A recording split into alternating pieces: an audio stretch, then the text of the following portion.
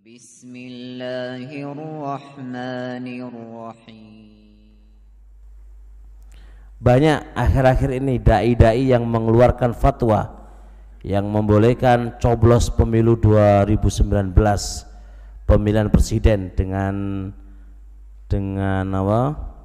alasan melihat keadaan masyarakat dan negara yang membutuhkan pemimpin yang lebih tegas dan profesional. Gimana menurut Ustadz dengan fatwa ini yang membolehkan coblos untuk Pilpres 2019? Pemilu ya. Akhwanana barakallahu fik. Memang banyak hal yang harus diperhatikan. Ana sedikit untuk bicara. Pertama, kita bicara dulu kalau demokrasi udah jelas bukan dari Islam. Penetapan pemimpin ini apakah perkara tauqifiyah ataukah ijtihadiyah? Ini juga rame di antara para ulama. Ini dulu kita fokuskan dulu. Bagi yang mengatakan ijtihadiyah, maka boleh aja dengan cara nyoblos seperti yang ada di masyarakat kita ini. Poin yang kedua, karena belum fokuskan mana yang paling kuat, cuma kasih bayangan aja. Karena anak baca kitab segini tebalnya, ditulis salah satu dokter Madinah, kayaknya doktorat, menulis bahwasanya pemilu intikhabat itu adalah perkara ijtihadiyah, dikupas dari ujung ke ujung. Kita nggak boleh satu kitab doang yang kita baca, harus banyak kitab yang kita baca. Yang kedua, bahwasanya kita itu mau nggak mau dan nggak bisa mengelak kecuali dengan cara yang kayak gini ini. Kita sejak lahir, sebelum lahir pun ya kayak gini ini caranya. Bukan berarti kita yang membuat, tapi mau nggak mau dari dulu acaranya kayak gini ini. Taib. Kalau antum paham itu poin ketiga. Oke lah, kita sepakat bahwasanya kita tidak ikut pemilu. Pemilu begini bla bla bla gitu kan.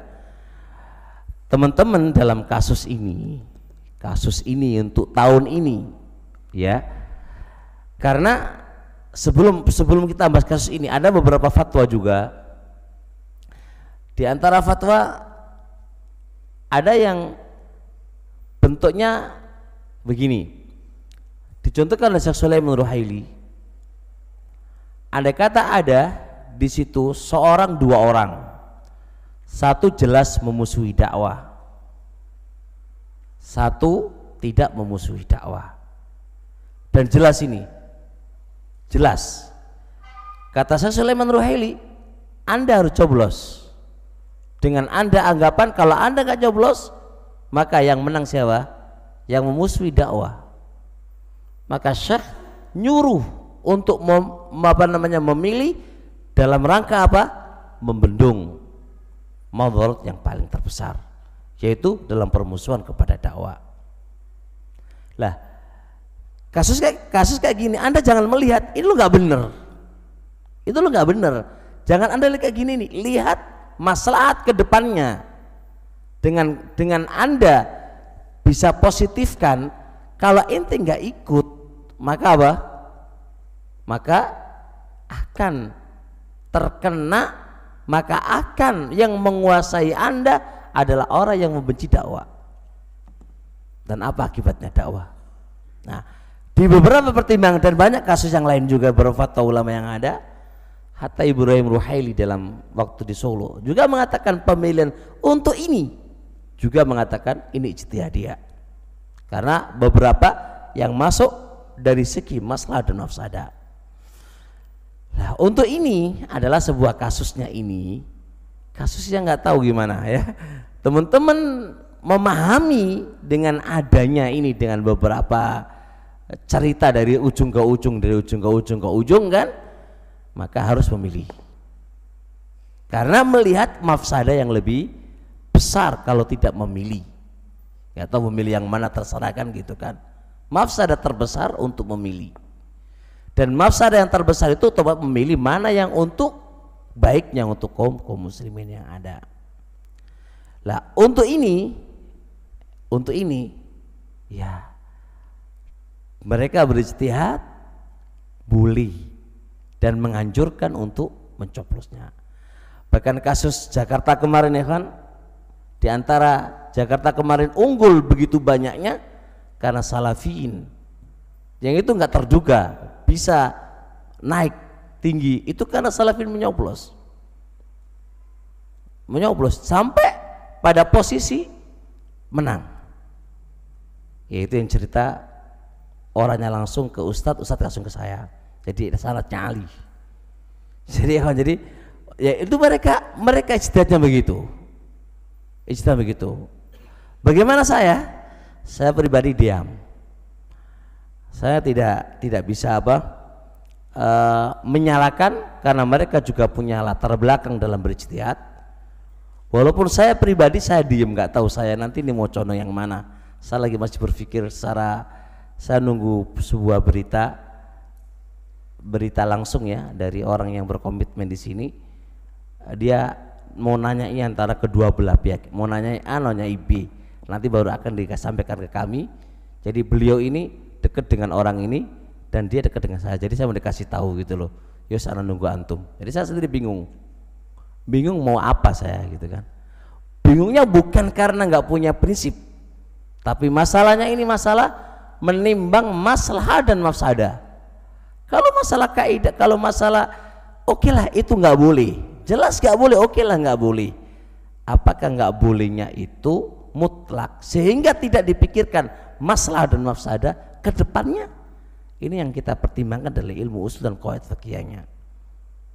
Dan ini bukannya Khaliful Hadis wis apa nggak jelas prinsipnya, nggak jelas terserah lah gitu kan. Oh nggak jelas saja kan begitu. Cuma anak akan sampaikan ya kawan, nasihat untuk anak pribadi dan juga teman-teman. Sebagaimana yang dikatakan oleh Imam Syaukani, anak semua sampaikan di pagi hari kan. Manusia itu disebutkan oleh Syaukani dalam kitab Badrut Thaliq.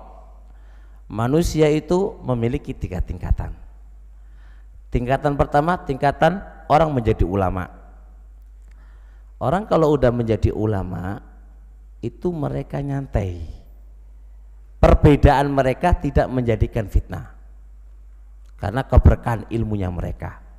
Itu tingkatan pertama, tingkatan yang paling bagus. Tingkatan yang kedua, orang menjadi awam. Orang menjadi awam juga nggak ada masalah karena dia hanya ikut aja. Dia nggak ada masalah karena dia ikut aja. Ikut syekhnya A, B, dia nggak akan banyak komen. Tingkatan yang nomor 3, dia antara ulama dan antara orang awam. Dia nggak bisa, ilmunya nggak bisa dikatakan ulama, juga nggak bisa dikatakan orang awam. Ini yang masalah. Apa kata Syaukani? Ketika nyampe sebuah ilmu kepada mereka yang tidak sama dengan keyakinannya, dia langsung sikat kepada lawannya. Ini yang dikhawatir. Dan ini kata Syaukani, nas'atul fitan, munculnya fitnah dari orang yang demikian ini. Nah, kita khawatir di sini ya kawan. Maka harusnya kita mentelaah lebih lanjut, melihat akwal dulu, melihat pertimbangannya dulu, itu dan itu, dengan kita sepakat bahwasanya asal muasal demokrasi itu nggak boleh, laisa minal Islam. Dan juga cara intikhabat dengan tanda petik yang tadi itu kan ala khilaf di antara mereka, walaupun anak condong itu adalah perkara yang mangsuso, yang ada nasnya gitu kan, yang ada nas yang harus diatur oleh Islam, tidak ijtihad tapi perkara sudah nasnya. Tapi kan kita juga menghargai orang lain yang mereka berpendapat begitu. Maka butuh dilihat lagi, ditimbang dan timbang lagi. Saya kemarin ada diskusi sama S2 dari Saudi, Indonesia juga diskusi terkait dengan ini. Ustadz, anak ditanya, apakah pemilihan umum itu ijtihad itu tahu mengsusun? Fi khilaf. Ada khilafiyah di situ di antara para ulama. Saya nanya, terus apa pendapat antum? Saya juga sama, saya dapatkan beberapa ulama-ulama di Madinah juga pernah mendapatkan demikian itu. Memang gitu kita apa namanya, khilafnya mereka gitu ya kawan. Nah kalau mau nanya ana gimana, saya masih berpikir lebih lanjut gimana yang saya harus lakukan. Tapi kalau antum mau ya itu semua urusan antum, monggo, kami tidak apa, dan ini bukan menjadikan anda gak salafi, karena ini pertimbangan maslahat dan mafsadah ya, pertimbangan maslahat dan mafsadah, bukan menjadikan anda tidak salafi dan salafinya.